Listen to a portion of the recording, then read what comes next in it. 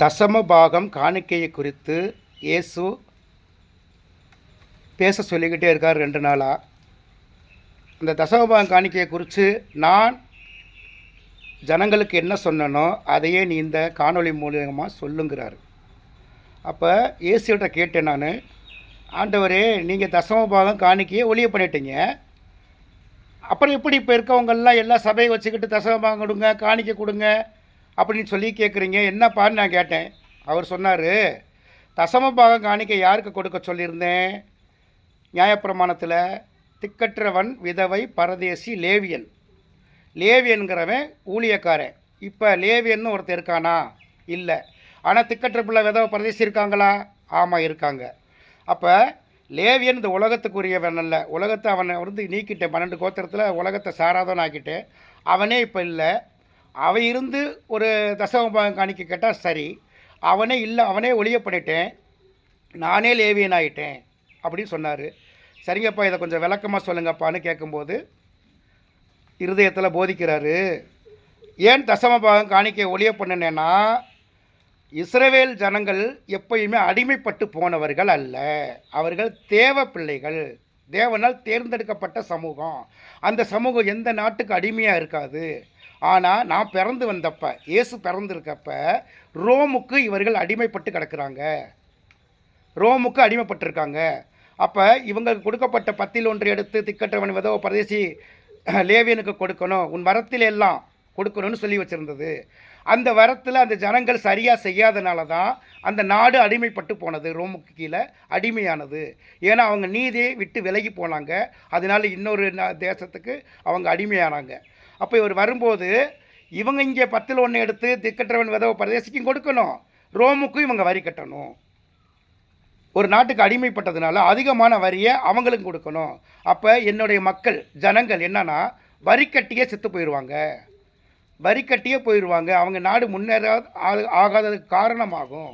இப்போ ஒருத்தனுக்கு 10,000 ரூபா வருமானம் ஒரு மாதத்துக்கு இருந்ததுன்னா அவன் 8,000 ரூபா வரி கட்டணும்னா அப்போ அந்த மனிதனுக்கு எவ்வளோ கஷ்டம் இருக்கும். அப்போ சொல்கிறாரு, தேவன் நான் கொடுத்தது தான் 10 எடுத்து திக்கற்றவன், விதவை, பரதேசி கொடுக்க சொல்லி. இப்போ நீங்கள் தசமபாகம் காணிக்கையை வாங்கலைனாலும் ரோம சக்கரவர்த்தி உங்களையே பார்க்குவான். அவனுக்கு வரி கட்டுறதுனால வரி கட்டுற காசை வாங்கி திரும்பி உங்களுக்கு நன்மை தான் செய்வான். நம்ம அரசு எப்படி செய்யுதோ அதே தான். அப்போ இதை ஒழிய பண்ணிட்டீங்களே, அப்போ நீங்கள் கொடுத்ததை ஒழிய பண்ணிட்டீங்க அப்படின்னு கேட்குறப்ப தான் ஒரு ஊழியக்காரன் 2 எஜமான்களுக்கு ஊழியம் செய்யக்கூடாது. ஏன்னா யூதர்களுக்கு 2 சட்டம் இருந்தது. ஒன்று யூத மத சட்டம், நியாயப்பிரமாணம் இவங்க கையில் வச்சுக்கிறாங்க. இன்னொன்று ரோமர் சட்டம், ரோமர் ஒரு சட்டம், அதுதான் ஆளுகை பண்ணுது. அப்போ அரசாங்க சட்டம் மத சட்டத்தை ஆளுகை செய்கிறது. ஆளுகை செய்யக்கூடிய எதுவுமே தேவனால் கொடுக்கப்பட்டது அப்படிங்கிறத இயேசு போதிக்கிறாரு. ஏண்டா நீங்கள் கடவுளுக்கு பிள்ளையாக இருந்தால் எப்படி இன்னொருத்தனுக்கு அடிமையாக இருப்பீங்க?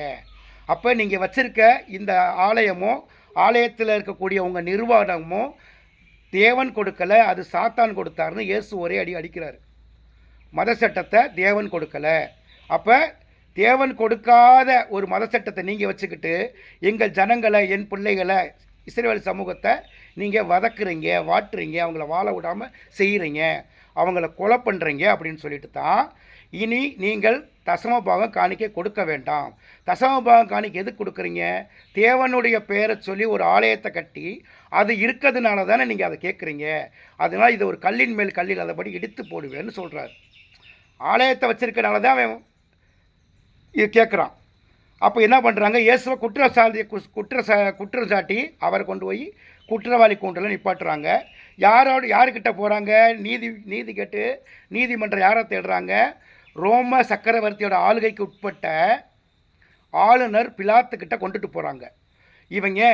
இவன் எங்களுடைய மத அனுஷ்டானங்களுக்கும் சடங்குகளையும் கேவலமாக பேசுகிறான், எங்களுக்கு தசம பாகம் காணிக்கையெல்லாம் கொடுக்க வேணான்னு சொல்கிறான், உங்கள் ராஜாவுக்கு உங்களுக்கு கட்டுற வரியை இவன் கேட்குறான் அப்படின்னு போய் சாட்டுறாங்க. ஏன்னா இயேசுவை இஸ்ரவேல் ராஜா ஏற்றுக்கிட்டா இவர் அரசன் ஆயிடுவார், இவர்கிட்ட தான் வரி கட்டணும். இயேசு தான் நடத்தணும் அந்த தேசத்தைவே. அந்த 12 கோத்திரத்துக்கு இவர் தான் வழி நடத்தணும். யூதேயா, சமேரியா, கலிலேயா, இதை பூராமல் இவர் தான் அரசனாக இருக்கணும். அப்போ ரோம சக்கரவர்த்தி தான் பெரிய ராஜாதி ராஜா. அவரை நாங்கள் அரசனை ஏற்றுக்கிறோம், இவனை நாங்கள் ஏற்றுக்க மாட்டோம்னு சொல்கிறாங்க.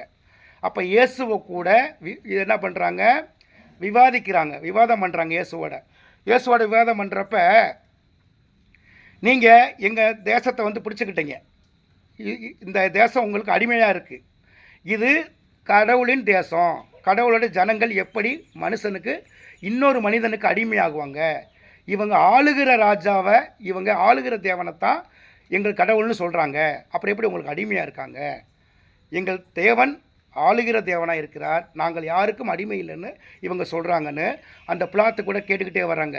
பின்ன உங்கள் மேலே ஏன் இவ்வளோ குற்றச்சாட்டு வைக்கிறாங்க, நீங்கள் என்ன செஞ்சீங்க அப்படி கேட்குறவ சொல்கிறாரு, நான் யூதர்களுக்கு ராஜான்னு என் தகப்பன் என்னைய இங்கே வர சொல்லி இந்த மக்களை வழிநடத்த என்னை அனுப்பியிருக்காருன்னு சொல்கிறாரு. அப்போ நீங்கள் யூதர் ராஜான்னு சொன்னால் அதை அந்த ஜனங்கள் சொல்கிறாங்களா அப்படின்னு கேட்குறாங்க. ஆமாம் சொல்கிறாங்கன்னா, யாருன்னா ஒரு ஆள் கூட இல்லை, 10-12 பேர் தான் இருந்தாங்க, அவங்களும் இயேசுவை அரெஸ்ட் பண்ணி போயிட்டாங்க. அப்போ இயேசுவை தனியாக கூப்பிட்டு தனியான அறையில் வச்சு இயேசுவை விசாரிக்கிறாங்க. அந்த இயேசுவும் அந்த பிளாத்தும் பேசிக்கிட்டதை பார்த்துட்டு வந்து அந்த மனுஷன் இவரோட ரத்த பலி என் மேல் இல்லைன்னு கை கழுவிடுறாரு. இந்த ஆளை கொலை செய்கிறது கூட்டிகிட்டு வந்திருக்காங்க, ஆனால் இவர் என்னால் கொலை செய்ய முடியாதுங்கிறாரு. ஏன்னு கேட்டால் அவர் என்ன கேட்டார் இயேசு, உலகத்தில் மனுஷன் தானே ஆள முடியும், ஆமாம், மனுஷன் அல்லாதவனால் இந்த உலகத்தை ஆள முடியுமான்னு கேட்குறாரு. இல்லை, மனுஷன்தான் ஆளணும், அப்போனா என்னை மனுஷன்னு சொல்லுங்கள் அப்படின்னு சொன்னதுனால தான் என்னைய மனுஷன்னு சொன்னால் என்ன ராஜான்னு அதுக்கு அர்த்தம். ஏன்னா தேவன் வானத்தை பூமி படைத்து மனுஷனை உண்டாக்கி இந்த உலகத்தை ஆண்டு கொள்ளும்படியாக ஆதாமிடத்தில் கட்டளை கொடுத்தார். ஆதாமுக்கு யாருக்கும் அடிமை இல்லை, ஆனால் ஆதாமோட சந்ததியில் வந்த இவங்க எப்படி இன்னொரு ஜனத்துக்கு அடிமையாக இருக்க முடியும்னு இயேசு கொஸ்டின் வைக்கிறாரு. அந்த மனுஷன், அந்த ஆளுநர் இந்த வார்த்தைகளெல்லாம் கேட்டுட்டு, உங்கள் மேலே எங்களுக்கு திருட்டு கேஸு, ஒரு கொலை குற்றம், இதைத்தான் விசாரிக்க வரணும், நீங்கள் வேறு என்னமோ பேசுகிறீங்க, உங்கள் கடவுளுங்கிறீங்க, உங்களை தேவனுடைய சந்ததின்னு சொல்கிறீங்க, இது எங்களுக்கு எப்படி ஏற்றுக்க முடிகிறப்ப தான் இவருக்கு இந்த மனுஷன் மேலே நாங்கள் ஒரு குற்றத்தையுமே காணலைங்கிறாங்க. ஆனாலும் நீங்கள் திருப்தி அடையும்படியாக இவருக்கு ஒரு 40 சவுக்கடி கொடுக்குறோம் அப்படின்னு சொல்லிட்டு ஒன்று குறைய 39 கொடுங்க, ஏன்னா 40 சவுக்கடி கொடுத்துட்டா அது குற்றம் நிரூபிக்கப்பட்டுரும், 39ங்கிறப்ப அது குற்றம் நிரூபிக்கப்படாதுங்கிறதுனால 39 சவுக்கடி கொடுத்து நிப்பாட்டி கொண்டு வந்தோடனே இவரே இஸ்ரவேலுக்கு ராஜான்னு அறிக்கை பண்ண வாங்குறாங்க. அப்போ இஸ்ரவேலுக்கு இவனை ராஜான்னு நீங்கள் அறிக்கை பண்ணனா ரோமுக்கு நாங்கள் வரி கொடுக்க மாட்டோம் அப்படிங்கிறாங்க. அந்த யூதய தேச மக்கள், அந்த பிரதான ஆசாரியர்கள், அந்த மத குருக்கள் சொல்கிறாங்க, இவனை ராஜானா இவனுக்கிட்ட தானே நாங்கள் வரி கொடுக்கணும், இவனால் எங்களை எல்லாம் தேசத்தெல்லாம் பார்க்க முடியாது, இவன் ராஜா தகுதியெல்லாம் இல்லை அப்படின்னு அந்த ஆளுநர்கிட்ட சொல்கிறாங்க. அப்போ அந்த ஆளுநர் என்ன பண்ணுறாரு, நீ ராஜா தானான்னு அழுத்தி கேட்குறாரு. அவர் நீ சொல்லுறபடியே நான் ராஜா தாங்கிறாரு. அப்போ ராஜானா ராஜாவுக்கான பட்டயத்தை கொடுத்துடணும். அப்போ எங்கள் நாட்டுக்கு நீ அடிமைப்படுறியான்னு கேட்குறாரு, எங்களுக்கு அடிமைப்பட்டுருவீங்களான்னு கேட்குறாரு, உங்கள் ஜனங்கள்லாம் எங்கன்னு கேட்குறாரு. இப்போ ஒரு மக்கள் இருந்தால் தானே அதில் ராஜாவை இருந்து ஆள முடியும், நீ ஒத்தாளாக நின்றுக்கிட்டு நான் ராஜான்னு நீ சொன்னா, உன்னை ஆள்றதுக்கு நீ எந்த மக்களை ஆள்றியோ அந்த ஜனங்களை காட்டுனா ஒரு ஆள் கூட இல்லை, எல்லாருமே இவனுக்கு சிலுவையில் அரைஞ்சு கொள்ளுங்க, இவன் ராஜா இல்லை அப்படின்னு எல்லாம் கோஷம் போடுறாங்க. ஆனாலும் என்னை ஆளுகிற தகப்பன் எனக்குள்ளே இருக்கிறபடியால் என் தகப்பனை என்னை ஆளுகிறார், நான் மனுஷனாக இருக்கிறேன், அவர் ராஜாவாக இருக்கார் அப்படின்னு அந்த பிளாத்துக்கிட்ட இயேசு பேசுகிறாரு. ஆமாவில் மனுஷனை தேவன் ஆள்றாரு, அப்போ மனுஷனை ஆளக்கூடியவர் தான் கடவுள், அதை இவர் கேட்குறாருன்னு தான் நாங்கள் 2 பேராக இருக்கோம்னு இயேசு சொல்கிறாரு. அப்போ பார்க்குறாரு, என்னடா இது இருந்தாலும் மெண்டல் மாதிரி பேசுகிறான், ஒருத்தன் தான் இருக்கான், இவனுக்கு நாடை கேட்குறான், அவன் என் தேசத்தை எனக்கு கொடு, நான் ஆண்டுக்கிறேன்னு சொல்கிறானேன்னு சொல்லிட்டு தான் அந்த ஜனங்கள், நீ யூதனாக இருந்து உன் ஜனங்களே இங்கே கொண்டு வந்து உன்னை கொண்டு வந்திருக்காங்களே, அப்படிங்கிறப்ப தான் நீ முதல்ல என்னை ராஜான்னு நீ உன் வாயால் அறிக்கை பண்ணிட்டா, அதுக்கப்புறம் நான் ரோமோட யுத்தம் பண்ணுறனா இல்லையாங்கிறது 2வது பேச்சு அப்படின்னு சொல்லி அவங்க சம்பாஷணை முடிஞ்சதுக்கப்புறம் தான் சொல்கிறாரு, இயேசுவை கொண்டு வந்து நிறுத்திட்டு சொல்கிறாங்க, இதோ மனிதன்னு சொல்கிறாங்க. யார்? அந்த ஆளுநர் சொல்கிறாரு, நீதி ஆசனத்தில் உட்காந்து இதோ இவன் தான் மனிதன்கிறாங்க. அப்போ இவனை நாங்கள் ஏற்றுக்க மாட்டோம், இவன் மனுஷனா அவன் தான் ராஜா அப்படிங்கிறாரு. அப்போ இல்லை நாங்கள் ஏற்றுக்க மாட்டோன்னு சொல்கிறப்ப தான் அவர் பார்க்குறாரு, இவன்கிட்ட ஒரு குற்றமும் காணலையா, இந்த ஆளை நாங்கள் தண்டனை கொடுக்குற அளவுக்கு ஒன்று கூட இந்த ஆள் மேலே குற்றம் காணலன்னு சொல்லிட்டு இவன் ஒரு மனுஷன், அவனை கொண்டுட்டு போங்கங்கிறப்ப தான் இவனை எங்களுக்கு ராஜான்னு சொல்கிறேன், இவனை நாங்கள் ராஜாவை ஏற்றுக்க மாட்டோம், ரோம சக்கரவர்த்தி சீசர் தான் எங்களுக்கு ராஜா, அதனால் இவனை கொல்லு, ஒரு உரையில் 2 கத்தி இருக்கக்கூடாது, நாங்கள் சீசருக்கு அடிமையாக இருக்கோம், இவனுக்கு இருக்க மாட்டோங்கிறாங்க. அதனால தான் இவனை கொல்றது அதிகாரம் அந்த மத சட்டத்துக்கு கிடையாது. கடவுள்னு சொல்ல ஆளை கொல்றதுக்கு எங்கள் சட்டத்தில் இடம் இல்லை. அதனால நீங்கள் தான், உங்களுக்கு நாங்கள் அடிமைப்பட்டதுனால உங்களோட உத்தரவு இல்லாமல் இவனை நாங்கள் கொல்ல முடியாதுங்கிறதுனால தான் அவங்க யூதரோட முறைமையின்படி சிலுவையில் எறிஞ்சு கொள்ளுங்கன்னு ஒரு பட்டை எழுதி கொடுக்குறாரு. INRIன்னு போட்டு தர்றாரு. நசரேயனாகிய இயேசு இஸ்ரவேலின் ராஜான்னு அந்த பட்டயத்தை எழுதி கொடுக்குறாரு. என்ன இவனை நாங்கள் ராஜான்னு ஏற்றுக்கல, நீங்கள் ஏன் ராஜான்னு நீங்கள் எழுதி கொடுக்குறீங்கன்னு கேட்குறாங்க. ஜீசஸ் கிறிஸ்து ரெக்ஸு இஸ்ரேல் அப்படின்னு போட்டிருக்காரு. இவர் யூதர்களில் இஸ்ரேவேலுக்கு ராஜான்னு சொல்லி பட்டயம் கொடுத்துட்டாங்க. இதை வாங்கிட்டார். இயேசுக்கிட்ட வாங்க, அவர் கொண்டு போய் அடித்து கொலை பண்ணிட்டாங்க. அதுக்கு முன்னாடி இயேசு சீசர்கிட்ட போதிக்கிறப்ப எப்பொழுதுமே ஒரு நாட்டை ஆளுகிறவன் அரசனாக இருப்பான். அப்போ அவன் அரசனாக இருக்கணும்னா அவன் மனுஷனாக இருக்கணும். ஒரு மனுஷன்தான் மக்களை ஆள முடியும். அப்போ நான் மனுஷங்கிறத பிளாத்து வழியாக வாங்கிடுறேன், மனுஷன்தான் ராஜாங்கிறதையும் அவனை எழுதியும் கொடுத்துட்றான். இப்போ நீங்கள் எனக்கு கிடைக்கக்கூடிய அந்த ராஜாங்கிற பட்டத்தை உங்களுக்கு கொடுத்துட்றேன் எல்லாருக்கும். என்னைய மாதிரி மனுஷனாக பிறக்கிற ஒவ்வொருவனும் அரசனே அப்படிங்கிறாரு. அப்போ அந்த சீசர்கள்லாம் கேட்குறாங்க. இதெல்லாம் இவர் தண்டனைப்படுறதுக்கு முன்னாடி சீசர்கள்ட்ட போதிச்சதை இப்போ சொல்லிக்கிட்டு இருக்காரு. இது எப்போ நடக்கும், எல்லாருமே ராஜாவாகிற காலம் எப்போ வரும் அப்படின்னு கேட்குறாரு. இப்போ தான் தீயை கொளுத்தி போட்டிருக்கேன், பற்றி எரியணும்னு நான் ஆசைப்பட்றேன், நீங்கள் எல்லாருமே என்னைய மாதிரி ராஜாவாக போகிறீங்க, அதை இப்போ நான் முதல் பலனாகிறேன், இனி வருங்காலத்தில் எல்லாருமே ராஜாவாக இருப்பீங்க, உங்களை யாருமே அடிமைப்படுத்த முடியாது. ஏன்னா ராஜாவுக்கு கீழே கட்டுப்பட்டவங்க தான் மற்றவங்களை தவிர யாருமே ராஜாவை கட்டுப்படுத்த முடியாது. நான் அரசன் ஆகிட்டதுனால உங்களையும் அரசனாக்குவே, உங்கள் சந்ததி பின்னால் வர்றது தெரியும்னாரு. அவர் சொன்னது ராஜாவை ஆக்கிட்டார் எல்லாரையும். இப்போ 1947 அப்புறம் இந்தியாவில் இருக்க எல்லாருமே ராஜாக்களே சேர்ந்து ஒரு தேசத்தை ஆள்றோம். இங்கே அடிமை இல்லை. இயேசு அடிமையும் அரசனும் இல்லாத ராஜ்யத்தை உங்களுக்கு கொடுப்பேன்னு சொன்னாரே, அரசன் அடிமை இல்லாத ராஜ்யத்தை, அதுதான் குடியாட்சி. நம்ம ஜனநாயகம் அந்த தேசம். இப்போ இந்தியாவில் ராஜானா யாரை சொல்லுவோம்? மந்திரிகள் இருக்காங்க, அரசனுக்கு கட்டுப்பட்டவங்க, மந்திரிக்கு கட்டுப்பட்ட அமைச்சர்கள் இருக்காங்க, அரசனுக்கு கட்டுப்பட்ட ஊழியர்கள் இருக்காங்க, அரசு ஊழியர்கள். இந்த அரசு தான் இப்போ இயேசு. இந்தியாவின் அரசுன்னு சொல்கிறோம்ல, தலைமை அரசு, அந்த முதல் தலைமை அரசு தான் இயேசு. அதைத்தான் 2000 வருஷத்துக்கு முன்னாடி வாங்குறாரு பட்டயத்தை, நான் ராஜான்னு. அதை நம்ம எல்லாருக்குமே கொடுத்துட்டாரு, அரசனாக்கி விட்டார் இந்தியாவில். இனி இந்தியாவில் அடிமை இருக்க மாட்டோம். ஒரு ராஜா இன்னொரு ராஜாவோட ஒப்புரவாத்தான் போனோமே தவிர நான் தான் பெரிய ராஜா நீ சின்ன ராஜான்னு சொல்ல முடியாது. இந்த சுதந்திரத்தை தான் இயேசு 2000 வருஷத்துக்கு முன்னாடி வாங்கி கொடுத்தாரு. இதை வாங்கி கொடுத்தது இப்போ வரையில் நிறைய ஜனங்களுக்கு தெரியாது. அவர் எதுக்காக வந்தார், என்ன செஞ்சார்னு. சரீர அடிமைத்தனத்தை தான் மீட்டுட்டார். அப்போ ஒரு எஜமான் 2 பேருக்கு ஊழியம் செய்ய முடியாதுன்னா, ஒன்று நீங்கள் மத சட்டத்துக்கு கீழே கட்டுப்பட்டு வாழ்கிறீங்க, இன்னொன்று அரசுக்கு கீழே கட்டுப்பட்டு வாழ்கிறீங்க. அரசு உங்கள்கிட்ட வரி கேட்கும், GST, income tax, sale tax, road வரி, சாலை வரி, தண்ணி வரி, குடிநீர் வரி, மின்சார வரி. இதெல்லாம் யார் கொடுக்குறா? அரசன். நான் அரசனாக இருக்கனால எனக்கு மின்சாரம் தேவைன்னா நான் மந்திரியை கிட்ட கொடுக்கணும், ஆர்டர் போட எனக்கு மின்சாரம் வேணும்னு. சரி அரசே, உங்கள் வீட்டுக்கு கரண்ட் வேணும்னா இவ்வளோ பில் ஆகும், இவ்வளோ கட்டுங்க. உங்கள் வீட்டுக்கு தண்ணி வேணுமா, இவ்வளோ வேணுங்கிட்ட. அப்போ அரசர்கள் சேர்ந்து மந்திரியை நியமிக்கிறோம். தலைமை மந்திரி, பிரதம மந்திரியிலேருந்து முதல் மந்திரி வரையில் நம்ம தேர்ந்தெடுத்து வைக்கிறோம். அவங்க யாருக்கு ஊழியம் வர்றாங்க? அரசருக்கு ஊழியம் செய்ய வர்றாங்க. அந்த அரசர்கள் தான் குடிமக்களாக நம்ம இப்போ இருக்கோம்.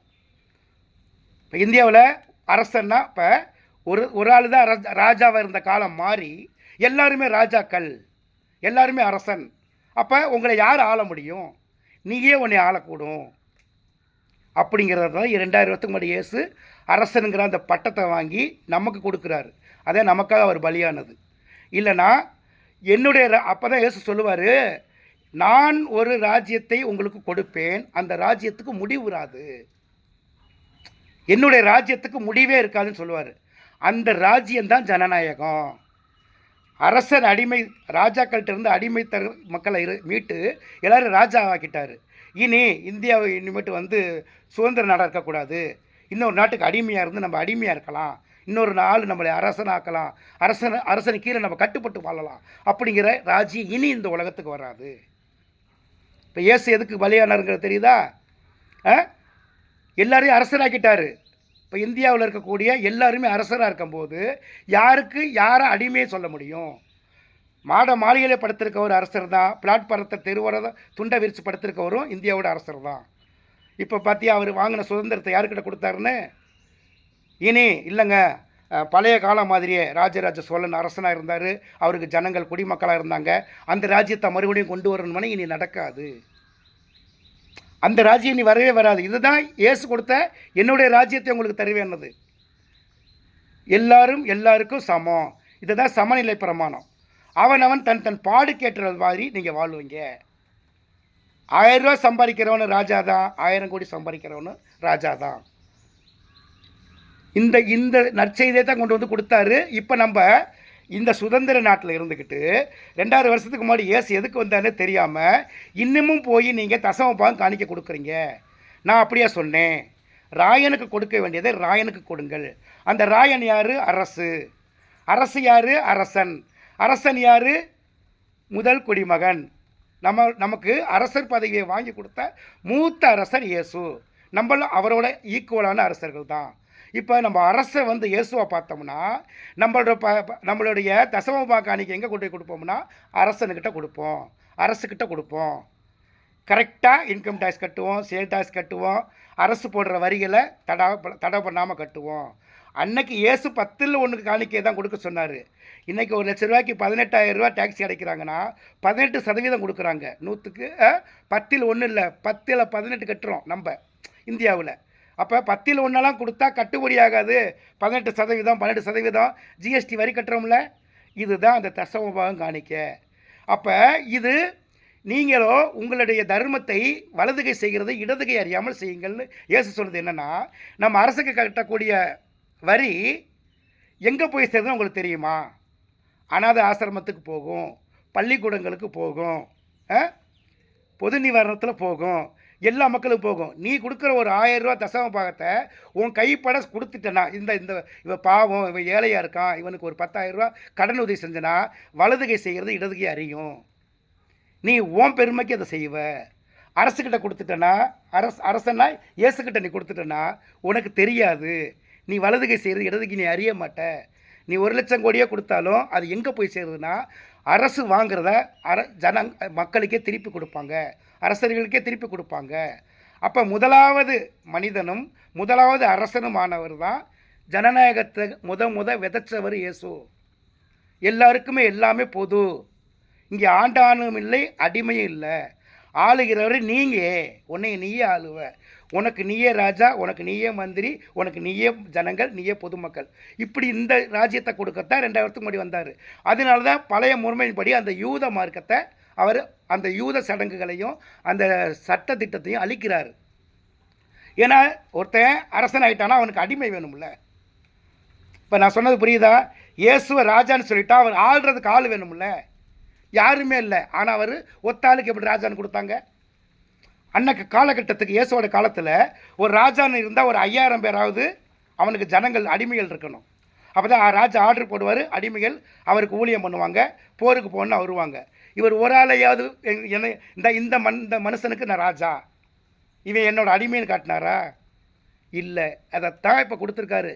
இந்த 2000 வருஷம் கழித்து வந்து அந்த பழைய உடன்படிக்கை கொண்டு வந்துக்கிட்டு உங்கள் சபையிலையும் சர்ச்சிலையும் தசமபாகம் காணிக்க கொடுங்கன்னு கேட்குறவன் தான் சாத்தான். இப்போ நீங்கள் எங்கே போய் நீதி செய்யணும்? அரசுக்கிட்ட செய்யணும். இதுதான் அந்த பழைய நான் நியாயப்பிரமாணத்தை அழிக்க வந்தேன் என்று எண்ணிக்கொள்ள வேண்டாம், நியாயப்பிரமாணத்தை நிறைவேற்றவே வந்தேன். அவர் நிறைவேற்றிட்டார். இந்திய கவர்மெண்ட் ஓடிக்கிட்டு இருக்கு, இந்திய அரசு ஓடிக்கிட்டு இருக்குல்ல, அதுதான் நியாயப்பிரமாணம். அதுதான் நீங்கள் கொடுக்க வேண்டிய வரியை கரெக்டாக கொடுங்க, இல்லைன்னா உங்களை இன்கம் டேக்ஸு நாங்கள் ஆள் அனுப்புவோம். ராஜா அனுப்பி விட்றாரு, அரசு தான் அனுப்புது. போய் அவனை ரைடு பண்ணு, அவன் சரியாக கட்டலை, அவன் இந்த வரி கட்டலை, அந்த வரி கட்டலை, அவன் வரி ஏய்ப்பு பண்ணுனா, சொத்து வரி கட்டலை அப்படின்னு சொல்லி கேட்டுக்கிட்டே இருக்காங்க பாருங்கள். இந்த தலைமை தான் நம்ம அரசை தான் இயேசுவாக பார்க்கணும். ஏன்னா அரசனுக்கு பயந்து தான் மனுஷன் வாழணும். நீ அரசனாக இருக்கனால இன்னொரு அரசனுக்கு துரோகம் பண்ணாத. உன்னோட பக்கத்து வீட்டுக்காரன் அரசன் தான், நீ அரசன் தான். நீ எப்படி அரசன் ராஜபோகமாக வாழணும்னு நினைக்கிறியோ, மன நிம்மதியாக இருக்குன்னு நினைக்கிறியோ, அது மாதிரி அந்த அரசன் இருப்பான். அவன் 1000 ரூபா சம்பாதிப்பான், நீ 1 லட்சம் சம்பாதிப்ப. உனக்கு 1 லட்சத்துக்கு தகுந்த வரியை நீ கட்டு, அவன் 1000 ரூபாய்க்கு தெரியாத கட்டுவான், ஒருத்தர் 100 ரூபாய்க்கு உள்ளதை கட்டுவான். இது தான் அரசு சமநிலை பிரமாணம் எப்படி கொடுத்துருக்குன்னா 10 லட்சத்துக்கு மேலே தான் நீங்கள் வருமான வரி கட்டணும்னு சொல்லும். அப்போ 10 லட்சம் கீழே உள்ள அரசர்கள்லாம் கட்ட வேண்டாம். 10 லட்சத்துக்கு மேலே சம்பாரிச்சவங்க 10 லட்சத்துக்கு கீழே உள்ள அரசர்களுக்கு நீங்கள் கொடுங்க. அதுதான் குடிமக்கள், எல்லோரும் இந்நாட்டின் மன்னர்கள் அப்படி சொல்கிறாங்கல்ல, இதுதான். அப்போ அவனுக்கு தக்கதாய் நீ நீதி செய்யி. உனக்கு 10ல் 1 சொல்லியிருக்கையில் இப்போ அரசு 10ல் 1 போய் 10ல் இப்போ 12 கட்டு, 10ல் 2 கட்டு, அப்படி கட்டிக்கிட்டே வருவோம். இது நீக்கி உன்னை போலவே பிறரை நேசி. இயேசு 10 கற்பனையும் சுருக்கி ஒரே கற்பனையாக கொடுத்தாரு. உன்னிடத்தில் நீ அன்பு கூறுவது போல் பிறனிடத்தில் அன்பு கூறு அப்படிங்கிறாரு. இதை எப்போ நம்ம செய்வோம்னா, திடீர்னு இந்திய பேரிடர் வருது, சுனாமி வந்துருச்சுங்க, உடனே ட்ரெஸ்ஸுக்கு கொடுங்க, கஜானாவில் பணம் கம்மியாக இருக்குது, பெரிய பெரிய வசதி உள்ளவங்கெல்லாம் உங்களுடைய அரசாங்கத்துக்கு அனுப்பி கொடுங்க, நீதி செய்ய வேண்டியது இருக்குது, நம்மளே மாதிரியே அவங்க நேசிக்கணுங்கிறப்ப தான் பெரிய பெரிய கோடீஸ்வரவங்கெல்லாம் 100 கோடி 50 கோடி 20 கோடி 30 கோடின்னு கொடுக்குறாங்கல்ல. அது அவங்க பொண்டாட்டி பிள்ளைகளுக்காக இல்லை, அவங்க நம்மளே மாதிரி அவங்களும் ஒரு ராஜா தான். அவங்கள மரணத்திலிருந்து காப்பாற்றணும், அவங்க நம்ம நேசிக்கிறன்னு கொடுக்கறது. இதைத்தான் உன்னையை போலே பிறர் நேசிக்கிறது. இதை விட்டு நான் தான் டேக்ஸ் கட்டிட்டேன்ல, இன்கம் டேக்ஸு, சேல் டேக்ஸு எல்லாமே கணக்கில் கரெக்டாக இருக்கல்ல, நான் தரமாட்டேன்னு சொல்லக்கூடிய எண்ணத்தை மாற்றுறது தான் இயேசு புதிய உடன்படிக்கையாக கொடுத்தது. இப்போ கொரோனா வந்துருச்சு உடனேயே இந்தியாவில் இருக்க எல்லாருக்கும் ஊசி போட்டாங்கல்ல, ஜனங்களை காப்பாற்றுறாங்கல்ல. ஜனங்கள் யார்? தேவனுடைய பிள்ளைங்க. அதை யார் காப்பாற்றினா? அரசு தானே காப்பாற்றுச்சு.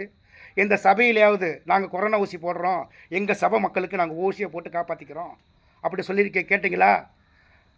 அரசாங்கத்துக்கு கொடுக்கக்கூடிய வரியோ எல்லாத்துக்கும் கணக்கு கேட்குறோம். ஒரு 10 பைசா பெட்ரோலுக்கு கூடனாலும் போராட்டம் பண்ணுறோம். 10ல் 1 எடுத்து கொண்டு போய் நீங்கள் உங்கள் சபையில் கொடுத்துட்டிங்கன்னா அந்த காசை வச்சு அவன் என்ன செய்கிறான்னு உங்களுக்கு தெரியுமா? இயேசுவே நம்ம இந்திய அரசாக இருக்கார். அப்போ அவர் பேச்சை கேட்டுட்டு வாழ்கிறவங்க இந்திய குடிமக்களாக இருக்கும். அவர் ராஜாங்கிற மாதிரி ஒன்றையும் ராஜாவாக்கி விட்டுட்டாரு. நீ ராஜா, நானும் ராஜா. இப்போ ஒரு ஊழியக்காரர் 2 எஜமானுக்கு ஊழியம் செய்யக்கூடாதுன்னு சொன்னது என்னென்னா, இந்திய அரசு தான் நமக்கு கொடுக்கப்பட்டது, நம்ம தான் இந்தியாவோட ராஜா, நம்ம நாட்டை நம்ம தான் பாதுகாக்கிறோம், நம்ம நாட்டோட பாதுகாப்பு நம்ம தான். அப்போ இயேசுவால் கொடுக்கப்படாத இன்னொன்று பழைய உடன்படிக்கை இருக்குது பாருங்கள், இன்னொரு எஜமா மதம், அவன் ஒரு சட்டத்திட்டம் எழுதி வச்சுருக்கான் பாருங்கள், மத சட்டம். இந்த மாதிரியான சடங்குகள் செஞ்சால் தான் நீங்கள் சொர்க்கத்துக்கு போவீங்க அப்படி சொல்கிறான்ல. அதுக்கு நீங்கள் கட்டுப்பட்டீங்கன்னா நீங்கள் அரசாங்கத்துக்கு கட்டுப்பட மாட்டீங்க. 10ல் 1 எடுத்து இவன்கிட்ட கொடுத்துட்டேன்னா அங்கே நீ வரி ஏய்ப்பு செய்வ, இயேசுவுக்கு துரோகம் பண்ணுவ. 10 லட்சம் டாக்ஸி அடைக்க வேண்டிய இடத்துல கள்ளக்கணக்கு எழுதி 2 லட்சம் கொடுத்துட்டு இவன்கிட்ட 5 லட்சத்தை கொடுத்துருவீங்க. ஒரு ஆளை பற்றிக்கிட்டு ஒரு ஆளை அசட்டை பண்ணுவீங்க. இந்திய கவர்மெண்ட் தானே பார்த்துக்கலாம் அப்படின்னு உன் சகோதரனுக்கு நீ துரோகம் பண்ணுவீங்க. இவனோ இந்த சபை நடத்துகிறவனோ சாத்தானோட ஊழியவனாக இருக்கனால சாத்தான் உங்களை இப்படி செய்ய சொல்லுவான். இப்போ ஒரே ஒரு வரி மட்டும் இருந்தால் தான் அவன் ஒரே இலக்கம் கட்டிக்கிட்டு இருப்பான். ஒரு புது வரி வருது. அப்படி நீங்கள் இந்த ஆலயத்தில் போய் நீங்கள் கட்டுற வரி, அதாவது தசமபாகம் காணிக்கை கொடுத்தீங்கன்னா நீங்கள் எனக்கு பங்காளி இல்லைங்கிறாரு. ஏன்னா அதை நான் ஒழிய பண்ணிட்டேன், ஆதி காலத்தில் கொடுத்தது நான் தான், அதை நான் ஒழிய பண்ணிட்டேன்னு இயேசு சொல்கிறாரு. ஜனநாயகம் வர்றதுக்கு முன்னாடி இயேசு தான் முத ஜனநாயகவாதியாக இந்த உலகத்துக்கு அறிமுகமாகிறாரு. அந்த நீதிமன்றத்தில் நடந்த விவாதத்தில் இயேசு வெற்றி பெற்றது. அவர் வெற்றி பெற்றது நமக்காக. என்னைக்கு நம்ம சுதந்திர நாடுன்னு சொன்னோமோ அப்போ இந்த சுதந்திர போராட்ட வீரர் இருக்காங்கல்ல, அவங்கெல்லாம் இயேசு சுதந்திரத்தை வாங்கிறதுக்கு போராடி உயிர் நீத்தவங்கெல்லாம் இயேசு. அவங்கெல்லாம் மறுமை நாளில் உயிர்ப்பாங்க. அந்த ஒரு இயேசு அந்த தேசத்துக்கு சுதந்திரத்தை வாங்கினார். யூதேயா, கலிலேயா, சமேரியாவுக்கு யூதர்களுக்காக அவர் ராஜாவாகி சுதந்திரத்தை வாங்கின மாதிரி நம்ம இந்திய தேசத்தில் இருக்க எல்லா பேர்த்துக்காக அன்னைக்கு இருந்த லட்சக்கணக்கான பேர் இயேசுவாக இருந்து நமக்கு சுதந்திரத்தை வாங்கி எல்லாருக்கும் எல்லாம் பொது. அதனால தான் நம்ம இன்றைக்கி பேச முடியுது. பேச்சுரிமை, எழுத்துரிமை எல்லாம் சுதந்திரமும் கிடைக்கப்பட்டவர் அவர். இதை வாங்கி கொடுத்தாரு. நான் தான் ராஜா, நீங்கள் அடிமைன்னு சொல்லலை. இயேசுவை ராஜான்னு நீ சொன்னா நீ அடிமை. அதுக்கு தான் சொன்னார், இயேசு அப்பான்னு சொல்லு, நீ புள்ள. இந்திய அரசை நீ தகப்பன்னு சொன்னால் நீ புள்ள. அப்போ இந்திய அரசுக்கு நீ புள்ளன்னா இந்திய அரசு உன்னுடையது. இப்போ தெரியுதா? அரசன் அடிமை இல்லை, தகப்பன்னு பிள்ளைக்கு உள்ள உறவுன்னு. அப்போ இயேசு இந்த உலகத்தில் தான் ஆட்சி செஞ்சுக்கிட்டு இருக்காரு. ஜனநாயகம்மா, ஜனநாயகம், குடியரசுன்னு சொல்கிறோமே, இதுதான் இயேசுவோட ராஜ்யம். இதுக்கு முடிவே இருக்காது. அவர் திரும்பி வர்ற வரையில் இந்த குடியரசு தான் நடக்கும். இனி மறுபடியும் ராஜாவுக்கு கீழே ஒருத்தே ஒரு ராஜா தாயா, மற்ற இந்தியாவில் இருக்க எல்லாருமே அடிமைன்னு கொண்டு வரவே முடியாது. 2000 வருஷத்துக்கு வாங்கி கொடுத்தாரு. என்னுடைய ராஜ்யத்துக்கு முடிவு இராதுன்னு சொன்னது இந்த ராஜ்யத்துக்கு. அன்னைக்கு இருந்தவங்க கேட்டாங்க சீசர்கள்லாம், அதை இப்போயே செஞ்சுருங்களே, இல்லைங்க எல்லாத்தையும் ராஜா ஆக்கிருங்க, நம்மளுக்குள்ளே இப்படி வாழலாங்கன்னா அது சட்டத்திட்டம் வராது. அதை கொண்டு வர்றதுக்கு தான் அதான் அந்த காலத்தின்படி நான் நடத்துவேன். இப்போ இனியும் உலகத்தில் அடிமைப்பட்ட நாடுகள் இருக்கும். நார்த் கொரியாவை கூட சொல்கிறாங்க, கேள்விப்பட்டிருக்கேன், எனக்கு தெரியாது. அங்கே ஒரு ஆள் தான் அவரோட கீழே எல்லாருமே கட்டுப்பட்டவங்களாக இருக்கணும். அங்கே ஒருத்தர் தான் பிரசிடென்ட்டுக்கு நிப்பாட்டுவாங்க, அவருக்கு தான் ஓட்டு போடணும், ஒருத்தர் ஓட்டு போடாமல் இருக்கக்கூடாது அப்படின்னு சொல்கிற மாதிரிலாம் கேள்விப்பட்டு, அது என்னன்னு தெரியாது, நியூஸில் கேட்டது தான். இதே மாதிரி உலகம் பூரா ராஜ்யம் வரும். இந்தியா மாதிரியே, நம்ம இந்தியாவில் இருக்க மாதிரியே உலகம் பூரா ராஜ்யம் ஆகிறப்ப தான் இயேசுவோட 2வது வருகை நடக்கும். அது வரையில் நம்ம இயேசுவாகவே இங்கே வாழணும். இந்த இந்தியாவில் மட்டும் இயேசுவை வாழாமல் ஒருவனால் இருக்க முடியாது. உன்னை போல் பிறரை நேசிக்காமல் இருக்கவே முடியாது. நீ உன்னை போல் பிறரை நேசிக்கலன்னா இந்தியாவில் இருக்கவே முடியாது. நீ வாங்குகிற ஒரு தீப்பெட்டியில் கூட 10 பைசா நீ உன்னை போல் பிறரை நேசிப்ப. அந்த தசம பாகம் காணிக்கை நீ கொடுத்தே ஆகணும். 100 ரூபாய்க்கு ஒரு பொருள் வாங்கினா 12 ரூபா நீ கொடுத்தே ஆகணும். ஸோ அரிசி வாங்கினா நீ அதுக்கு அரிசி 1 கிலோ 100 ரூபாய்க்கு வாங்கினாலும் அதுக்கு 10-12 ரூபா நீ கட்டியே ஆகணும். இது நீக்கி, அதாவது பொருள் வாங்கவே விட்டுட்டாலும் தேவனோட பிள்ளைகளுக்கு அவர் சோறு போடுவார். இலவச அரிசி, இலவச பெண்களுக்கு 1000 ரூபாய். இது யார் கொடுக்கறது? தேவன்கிட்ட கேட்டால் எல்லாம் கிடைக்கும். இப்போ தேவன் எங்கே இருக்கார்? மாமிசத்துக்குரிய தேவன் அரசாக இருக்கிறாரு. அரசுக்கு நீங்கள் கோரிக்கை வைக்கிறீங்க, வீடு இல்லை அரசே எனக்கு வீடு கட்டி கொடுங்க, இயேசுவே எனக்கு வீடு கட்டி கொடுங்க, கோரிக்கை எங்கே வைக்கணும்? அரசுக்கிட்ட வைக்கணும். அங்கே தலைமையில் அவர் இருக்கார். அப்போ வீடு கட்டி கொடுக்குறாரு, இலவச வீடு. உண்ண உணவும் உடுத்த உடையும் இப்போ இந்திய அரசு நமக்கு கொடுக்குது. 50 வருஷத்துக்கு முன்னாடியே அஞ்சரிசி பஞ்சமெல்லாம் கேள்விப்பட்டிருப்பீங்க. நான் கேள்விப்பட்டிருக்கேன். அஞ்சரிசி பஞ்சமாக ஒரு தடவை தண்ணி ஊற்றி வேக வைப்பாங்களாம். தண்ணியை குடிச்சிட்டு அந்த சோறை எடுத்து காய வச்சு அடுத்த நாள் அந்த சோறை ஆக்குவாங்களாம். வேக வச்சு தண்ணியை வடிகட்டி அது மாதிரி 5 தடவை அந்த அரிசியை வேக வைக்கும்போது அது தண்ணியாக கரைஞ்சிருமா. அந்த பஞ்சம் இப்போ இல்லை.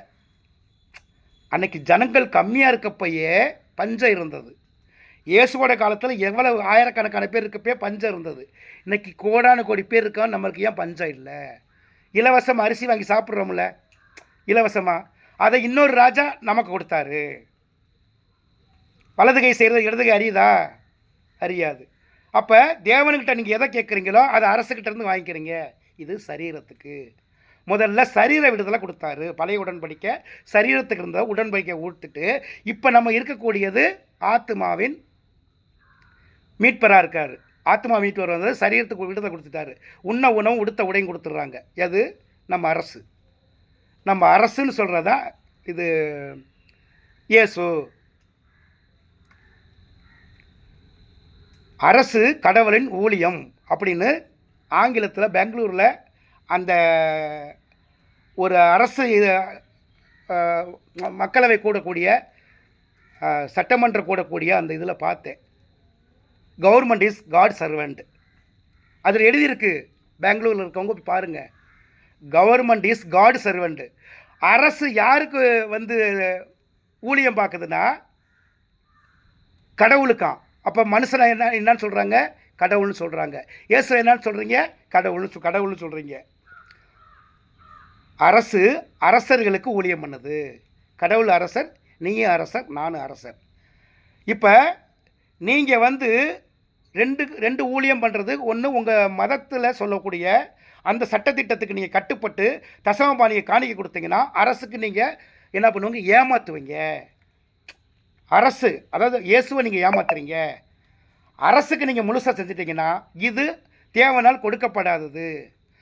மத சட்டம் அரச சட்டத்தை கட்டுப்படுத்தாது. அரசு சட்டத்துக்கு தான் மத சட்டம் கட்டுப்பட்டு இருக்கும். கட்டுப்படுத்தக்கூடியதே தேவனால் வந்ததே தவிர கட்டுப்பட்டது தேவனால் அல்ல. தேவனே அனைத்தையும் கட்டுப்படுத்துவார். இப்போ நமக்கு மனித உரிமை சட்டம் ஒன்று இருக்குது. இந்த மனித உரிமை சட்டத்துக்கு மத சட்டம் கட்டுப்பட்டதா, இல்லை மத சட்டத்துக்கு மனித உரிமை சட்டம் கட்டுப்பட்டதா? எது கட்டுப்படுத்துகிறதோ தேவனால் வந்தது. இந்திய அரசியலமைப்பு சட்டம் மத சட்டத்துக்கு கட்டுப்பட்டால் இந்திய அரசியல் சட்டம் தேவன்கிட்ட வரலன்னு சொல்லுங்கள். அப்போ மத சட்டம் இந்திய அரசியலமைப்பு சட்டத்துக்கு கட்டுப்பட்டுருச்சுன்னா இது தேவனால் வரல, அதுக்குள்ளே ஏன் நீங்கள் போகிறீங்க அப்படின்னு இயேசு சொல்கிறார். அப்போ நீங்கள் மனுஷனாக இருந்தால் தான் நீங்கள் கடவுளுக்கு பிள்ளையாக முடியும். கடவுளுக்கு பிள்ளையாக இருந்தால் தான் உங்கள் ஆத்மாவே பரலோக ராஜ்யத்துக்கு கொண்டு வருவார். அப்போ நீங்கள் உண்மையானவும் உத்தமனுமாகவும் இந்த உலகத்தில் இருக்கிறத வச்சு தான் இந்த ராஜ்யம் உங்களிடத்தில் இருக்குதுன்னு சொன்னார். பரலோக ராஜ்யம் எங்கே இருக்கிறதுன்னு இயேசுகிட்ட கேட்குறாங்க. அது உங்களிடத்தில் இருக்கிறது, உன்னிடத்தில் இருக்கிறது, என்னிடத்தில் இருக்கிறது. அது கடுகு விதைக்கு ஒப்பாக இருக்கிறது. மலையை தண்டி பெருசாக இல்லை, கடுகு விதைக்கு ஒப்பாக இருக்கிறது. அப்போ அவர் ராஜ்யம் இங்கே இருக்க ரெண்டாவது வருகைன்னு ஒன்று நீங்கள் நம்புனீங்கன்னா இந்த ஜனநாயகத்தில் இயேசு தான் இருக்கார், அரசாக இயேசு இருக்கார், அவருக்கு நம்ம பிள்ளையெல்லாம் இருக்கோம். அப்பனுக்கு பிள்ளை துரோகம் பண்ணக்கூடாது. அப்பன் என்ன சொல்கிறாங்களோ அதன்படி கட்டுப்பட்டு நம்ம வாழணும். இந்திய அரசு என்ன சொல்லுதோ அதுக்கு வாழணும். இப்போ எனக்கு இந்த மந்திரி சரியில்லைங்க, என்னை ராஜாவுக்கு வந்து இந்த மந்திரி ஊழியம் பண்ணுறது சரியில்லை அப்படின்னா அதை மாற்றக்கூடிய உரிமையையும் கொடுத்துருக்காரு நமக்கு. 5 வருடங்களுக்கு ஒரு தடவை இந்த மந்திரி வேணாம், எனக்கு வேறு மந்திரி வந்தால் என்னை ஆளுவார், எனக்கு கட்டுப்பட்டவராக இருப்பார் அப்படிங்கிற உரிமையையும் கொடுத்துருக்காரு. இதுதான் தேவனுடைய ராஜ்யம் இந்த உலகத்தில் இருக்குது. இது எல்லாருக்கும் கண்ணை அடைக்கப்பட்டு இருக்குது. இயேசு உயிரோடு இருக்கிறார், அவர் நம்மோடு இருக்கிறார் அப்படின்னு சொல்கிறோம்னா எப்படி எங்கே இருக்கார், எப்படி இருக்காருன்னு கேள்வி வரும்போது நமக்குள்ளே இருக்கார். நம்மளையத்தான் நம்ம ஆள முடியும். இயேசுவே மனுஷனாக இருக்கார், இயேசுவை ராஜாவாக்கிட்டாங்க. அப்போ அவர் தானே ஆளணும். அந்த ஒரே மனுஷன் அவரே ஆண்டார். இன்றைக்கி அந்த ஒரே மனுஷன் 120 கோடி பேராக இருக்கார், 120 கோடி பேராக இருக்கார் ஒரே மனுஷன். அவர் எனக்கு ராஜா, எனக்கு நானே மந்திரி. அவர் எப்போ 2000க்கு முடி வாங்கினாரோ அதை இன்றைக்கி நம்ம கொடுத்துருக்காரு. இதனால சொன்னார், தேவனை சொல்லி எல்லாருமே கடவுளை சொல்லி ஏமாற்றுவாங்க, கடவுளே நீங்கள் தான் சொல்லிட்டார். இயேசு எப்படி மனுஷனாக அந்த உலகத்துக்கு வந்ததை உலகமே கடவுள்னு சொல்லிச்சு அவரை. ஆமாம், நான் மனுஷன், நான் கடவுள். அதேமாதிரி நீ மனுஷன், நீ கடவுள். அப்போ மனுஷன் ஒன்றுக்கு கட்டுப்படுவான், சட்டத்துக்கு கட்டுப்படுவான். அந்த சட்டம் மத சட்டம் இல்லை, தேவன் கொடுத்த சட்டம், உங்களே அரசாங்கம் பண்ணக்கூடிய அரசு சட்டம். அந்த அரசு சட்டத்தில் இயேசுவுக்கு கீழே தான் நம்மளும் அரசனுக்கு உண்மையாக இருக்கணும்னா தான் நீங்கள் லஞ்சம் வாங்காதீங்க, பொய் சாட்சி சொல்லாதீங்க, களவு செய்யாதீங்க, மன்னருக்கு துரோகம் பண்ணாதீங்க. ஒரு மந்திரி லஞ்சம் வாங்குறாருன்னா அது மன்னருக்கு செய்கிற துரோகம், அதை செய்யாதீங்க. நீங்கள் வரியை கரெக்டாக செலுத்திடுங்க, ஜிஎஸ்டி வரியாக கரெக்டாக செலுத்துங்க, வருமான வரியை கரெக்டாக செலுத்துங்க. அப்போ ஒன்றையே போல் பிறரை நேசிக்கிறீங்க. அதனால தான் இந்தியாவில் எவ்வளோ 1000 கோடி சொத்து சேர்த்தாலும் விட்டுரும். 1000 கோடி ரூபாய்க்கு எனக்கு அரிசி கொடுங்க, என் வீட்டில் நான் வந்து வாங்கி வச்சுக்க போகிறேன், ஒரு 10,000 வருஷத்துக்கு என் குடும்பத்தோடு உட்காந்து திங்கணும். அதனால் இந்தியாவில் தமிழ்நாட்டில் விளையிற எல்லா அரிசியையும், பருப்பு, காய்கறி எல்லாத்தையும் எனக்கு கொடுங்க, காசு கொடுத்த பொருள் தருவீங்கல்ல அப்படின்னு கேட்டால் கொடுக்க மாட்டாங்க. அதுதான் உணவு சட்டம். ஆண்டவர் எப்படி எப்படி அமைச்சு வச்சுருக்காரு பாருங்கள். தங்கத்தை நீ 1000 கோடி கூட வாங்கிடு, ஆனால் அரிசியை வாங்க முடியாது. உனக்கு ஒரு மாதத்துக்கு எவ்வளவு தேவையோ அவ்வளவு தான், இல்லைன்னா விற்பனைக்கு கொடுப்பாங்க. இந்த சட்டமெல்லாம் யார் கொடுக்க முடியும்? காசு எதுக்கையா சம்பாதிக்கிற? ஒரு ஜன் வயிற்றுக்குங்க. 100 ரூபா சம்பாரித்து சாப்பிட்றேன், 1000 ரூபாய் சம்பாதி அன்றைக்கே சாப்பிட்றேன், 1 லட்சம் கோடி ரூபா சம்பாரித்து அன்றைக்கே சாப்பிட்ற கூடுமோ? ஒன்றே மாதிரியே எல்லாருக்கும் கொடுக்கணும். அரசனும் இல்லை, அடிமையும் இல்லை, எல்லாம் சமம். சமநிலை பிரமாணத்தை இயேசு இந்தியாவில் வச்சுருக்காரு. இதைத்தான் பார்க்கணும். நீங்கள் 2000 வருஷத்துக்கு பின்னாடி உங்களை கொண்டு போகிறவங்க தான் உங்களைய வழி கெடுக்கிறவங்க. இயேசு பிற்காலத்துக்கு போய் சொல்லலை. 4000 வருஷத்துக்கு முன்னாடி என்னைய சொல்லியிருந்தாங்க, வாங்க ஆபிரகாம் காலம் மாதிரி நான் நடத்த போகிறேன்னு சொல்லலை. எதிர்காலத்துக்கு சொன்னவர் 2000 வருஷத்துக்கு முன்னாடி சொன்னார். சுதந்திரம் அதுக்கப்புறம் சுதந்திர நாடுகளாக வந்துக்கிட்டே இருக்கா. இந்த ராஜ்யம்தான் மறுபடியும் யாருக்கு அடிமையாக மாட்டான். மனுஷனாக இருந்தால் அவன் தான் அரசே. இந்தியாவில் பிறக்கிற ஒவ்வொரு குழந்தை அரசனாக பிறக்கிறது அதுதான். இந்த நாட்டில் அடிமைப்பட்டு கிடந்த எகிப்திலிருந்து மீட்டு கொண்டு வந்தார். பாபிலோனில் அடிமைப்பட்டதை வீட்டு கொண்டு வந்தார். இப்போ நம்மளை எங்கே வச்சுருக்காரு? அவருக்கு பிள்ளையாக வச்சுக்கிட்டாரு. அப்போ அவரை அப்பான்னு சொன்னோம்னா நம்ம அவருக்கு புள்ள. அப்போ அப்பனுக்கு பிள்ளை அப்பன் வந்து அரசன் பிள்ளை அடிமையாக கூடுமோ? இதுதான் நமக்கு கிடச்சது. இது தெரியாமல் 10ல் 1 கொடு 10ல் 1 கொடுன்னு சொல்கிறாங்களே. நீங்கள் 2 அந்த சாத்தானுக்கு போய் செய்கிறதுன்னு சொன்னார். அதனால தான் இந்த ஆலயத்தை இடித்து போடுங்கடா. இந்த ஆலயம் இருக்க வந்தானே 10 கேட்குறீங்க. நான் அந்த சட்டத்தை மாற்றுறேன். நான் தானே கொடுத்தேன். இதை அழிச்சு போடு. நான் புதிய ராஜ்யத்தை கொடுக்குறேன். புதிய அரசை நான் நியமிக்கிறேன்னாரு. அது இந்த புதிய அரசு தான் நம்ம இந்தியாவில் இருக்கக்கூடிய அரசு. அவர் அமைச்ச அரசு. அந்த அரசுங்கிறத உருவத்தை பார்க்க முடியுமா? இப்போ இயேசுவை பார்க்க முடியுமா? இயேசுவை எப்படி நீங்கள் பார்க்க முடியாதோ அதே மாதிரி அரசையும் நீங்கள் பார்க்க முடியாது. அரசுன்னு எழுதிக்கலாம். அரசுங்க அது நீ தாங்கிறது உனக்கு உணர்த்துவேங்கிறாரு. அந்த அரசு நீ தான். அரசு இயக்குற அரசனு நீ தான் அப்படிங்கிறது. அப்போ இதை வந்து நமக்கு கொடுக்கப்பட்ட அந்த அரசோட சட்டத்திட்டங்கள் எல்லாமே இயேசுக்கிட்ட இருந்து வந்ததுங்கிறத நம்ம உள்வாங்கணும். மற்ற சட்டத்திட்டங்கள் எல்லாம் பார்த்துட்டு இந்த சட்டத்திட்டப்படி வாழ்ந்தோம்னா நம்ம சொர்க்கத்துக்கு போவோம், அங்கே போவோம்னு சொல்கிறாங்களே, அங்கே இல்லை, அது இங்கேயே கொடுத்துருக்காரு. 2வது வருகையின் போது இப்போ இவங்க சொல்லுவாங்க தசமபாகம் காணிக்கை கொடுக்காதவன் சபிக்கப்பட்டவன். இப்போ தசமபாகம் காணிக்கை எல்லோரும் தானே கொடுத்தாகணும். இந்தியாவில் வரி கட்டியே ஆகணுமே. 10ல் 1 எடுத்து கொடுத்தே ஆகணுமே. அப்போ நாங்கள்லாம் 10ல் 1 கொடுத்துட்டோங்கன்னு எல்லாருமே சொர்க்கத்துக்கு போயிட முடியுமா? அதுதான் இயேசு சொன்னார். பழைய உடன்படிக்கையின் படியில் இனி உங்களெல்லாம் முடியாது. நீ உன்னே போல் பிறரை நேசித்தாத்தான் இந்தியாவில் இருக்க முடியும். நான் நேசிக்கவே மாட்டேங்க அப்படி செய்யாதீங்க. பிளாக் மணியை கொண்டு வச்சாதீங்க. அப்போ உன்னே போல் நீ பிறரை நேசிக்கலை. கருப்பு பணத்தை ஒதுக்காதீங்க. அப்போ நீங்கள் உன்னே போல் பிறரை நேசிக்கலை. அப்போ அப்படி ஒதுக்குனவங்கெல்லாம் நரகத்துக்கு போயிடுவாங்க. அரசு சொல்கிறது மாதிரி நம்ம வாழ்கிறவங்களாம் சொர்க்கத்துக்கு போவாங்க. இந்த சட்டத்தை தான் இயேசு சொன்னார். அதான் அவர் புதிய உடன்படிக்கை கொடுத்தாரு. புதிய உடன்படிக்கை. அப்போ பழையதை நிறைவேற்றிட்டார். அவரே மனுஷனுங்கிற சர்டிஃபிகேட்டை வாங்கிட்டார்.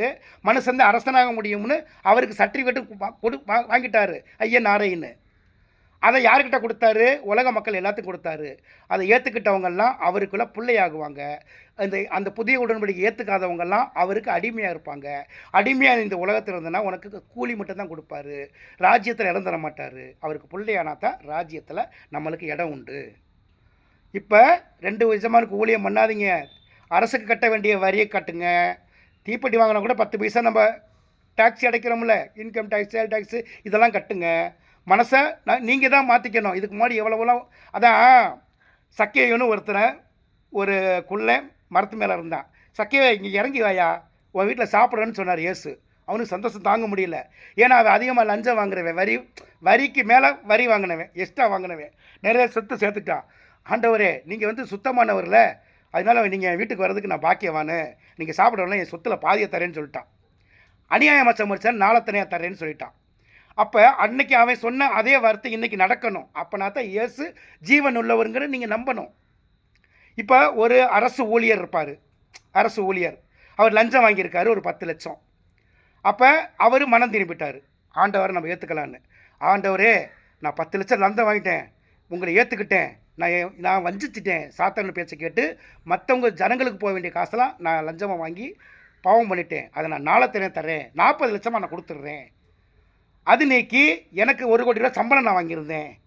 10 லட்சம் லஞ்சம் வாங்கியது 1 கோடி சம்பளம் வாங்கியிருந்தேன். அதில் பாதி 50 லட்சத்தை நான் அரசுக்கிட்ட ஒப்படைச்சிடுறேன். ஏன்னா இப்போ அரசு இயேசுவாக இருக்கார், அவர்கிட்ட ஒப்படைச்சிடுறேன். இதை நீங்கள் போய் இயேசுக்கிட்ட சொன்ன மாதிரி அரசுக்கிட்ட சொல்லி கொடுங்க. ஆமாம் அரசே, நான் 10 லட்ச ரூபா லஞ்சம் வாங்கிட்டேன், நாளத்தனே நான் தரேன்னு சொல்லி கொடுத்தீங்கன்னா அந்த அரசு உங்களை மன்னிக்கும். அந்த அரசாக நான் இருக்கேன். அந்த ராஜாவாக நான் இப்படி 2000த்துக்கு வாங்கினேன், அந்த அரசாக நான் இருக்கேன்.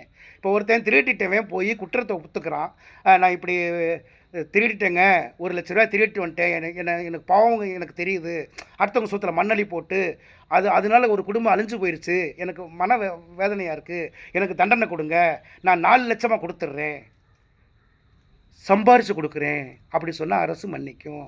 அதுதான் தேவனுடைய ராஜ்யம். இயேசுவின் ராஜ்யம் இப்போ எங்கே இருக்குன்னு தெரியுதா? இந்தியாவுக்குள்ளே இருக்குது. இதை விட்டுப்பட்டு வேற எங்கேயா தேடிக்கிட்டு இருக்கீங்க? புத்தியாக யோசிங்க. இயேசு அன்னைக்கு என்ன சொன்னாரோ அது இன்றைக்கி நம்ம நடக்கணும். நான் கண்ணால் கண்டதையும் கேட்டதையும் தான் பதிவு செய்கிறேன். இயேசுவும் அவர் கண்டதையும் கேட்டதையும் தான் பதிவு செஞ்சார். இன்ன காலகட்டத்தில் நீங்கள் எதை காண்றீங்களோ எதை கேட்குறீங்களோ அதைத்தான் பதிவு செய்யணும். அவர் எந்த சட்டத்தையும் மாற்றலை. பழைய உடன்படிக்கையை நிறைவேற்றினார், புதிய உடன்படிக்கை கொடுத்துட்டாரு. அந்த உடன்படிக்கை இந்திய அரசாக இருக்குது. இதை விட்டு இங்கே போய் கிறிஸ்தவ மார்க்கத்துக்குள்ளே போய் தேடுனீங்கன்னா போப்புக்கு நீங்கள் அடிமையாக இருப்பீங்க. போப்புக்கு நீங்கள் அடிமை. போப்பை நீங்கள் அரசன்னு சொன்னால் கிறிஸ்தவ நீங்கள் போப்புக்கு அடிமை. நீங்கள் போய் போப்பு கூட சமமாக உட்காந்துலாம் சாப்பிட முடியாது. இதே இந்தியாவில் நினச்சிங்கன்னா நீங்கள் கவர்னர் ஆகலாம், குடியரசுத் தலைவர் முதல் குடிமகன் ஆகலாம். இப்போ இந்தியாவில் ராஜாவோட 1ஆம் நம்பர் ராஜா தான் நம்ம குடியரசுத் தலைவர். 120 அரசர் இருக்காங்க, அதில் யாருங்க ஃபஸ்ட்டு தான் குடியரசுத் தலைவர். அதாகிற உரிமை இருக்குது. போப்பு கூட சமமாக போய் நீங்கள் அரசேனா நீங்கள் அந்த வாட்டிக்கனுக்கு வெளியில் தான் நிற்கணும், அந்த உள்ளேயே போக முடியாது. ஏன்னா அரசனோட உத்தரவு, நீங்களாம் அடிமை. அவன் சொல்கிறத நீங்கள் கேட்கணும். அரசன் சொல்கிறத அடிமை கேட்கணும். அடிமை சொல்கிறத அரசன் கேட்க மாட்டான். நீங்கள் அவர் அப்பாவை நினச்சா போய் வாடிக்கனில் சிட்டியில் உட்காந்து அவரோட டிஃபன் கூட சாப்பிட முடியும். இன்றைக்கி நம்ம மந்திரிகள், பிரதம மந்திரியிலேருந்து எல்லாருமே நமக்கு தான் ஊழியம் பண்ணுறவங்க அரசரை.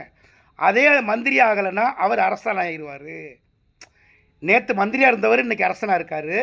இப்போ எதுக்காக ஜனங்களுக்கு நான் வந்து மந்திரியை என்னை தேர்ந்தெடுங்க, என்னை முதலமைச்சரை தேர்ந்தெடுங்கன்னு சொல்லி எதுக்கு நிற்கிறாங்கன்னா, அரசர்களுக்கு ஊழியம் பண்ணுறதுக்கு வர்றாங்க அவங்க. அப்போ அவங்க யார் ஆள்றாங்க? அவங்க ஆளலை, ஊழியக்காரவங்க.